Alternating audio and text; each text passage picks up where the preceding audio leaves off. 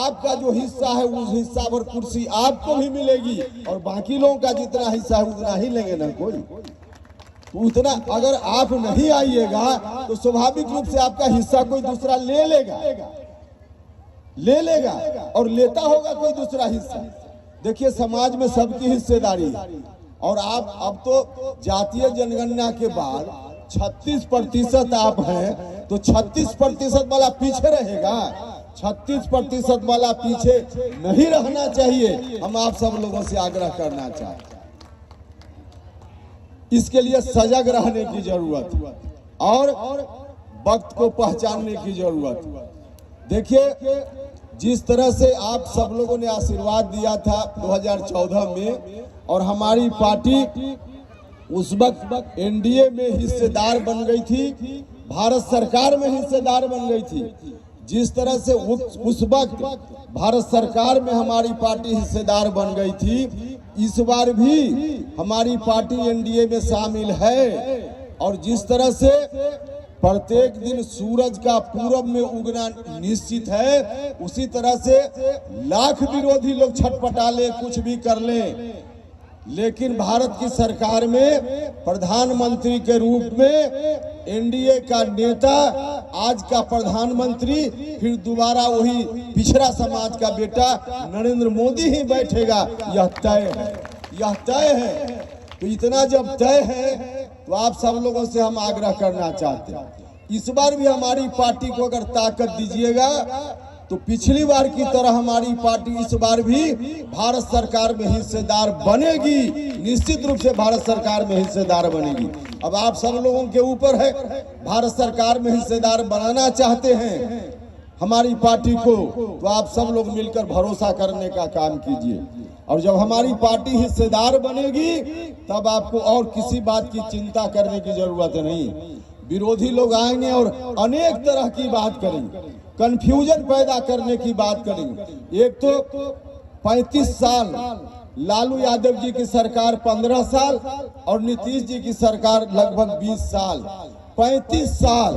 अब 35 साल में कहां पहुंचा दिया बिहार के इन लोगों ने, बिहार को इन लोगों ने। देखिए जो गरीब लोग हैं, सरकार से सबसे ज्यादा किस चीज की जरूरत है उनको? दो चीज की जरूरत सरकार से सबसे ज्यादा है। एक है स्वास्थ्य के संदर्भ में, कोई व्यक्ति बीमार पड़ जाए, अस्पताल में इलाज का मामला हो तो गरीब आदमी को सरकार की मदद चाहिए, क्योंकि गरीब आदमी को सरकार की मदद नहीं मिलेगी तो प्राइवेट अस्पताल में उसके पास पैसा कहाँ है कि जा पाएगा। सरकारी अस्पताल में जाना पड़ेगा, उसकी मजबूरी है। प्राइवेट में तो जिनके पास पैसा है, कोई सरकारी अस्पताल में जाता है क्या? जिनके पास पैसा है प्राइवेट अस्पताल में, लेकिन गरीब आदमी कहाँ जाएगा?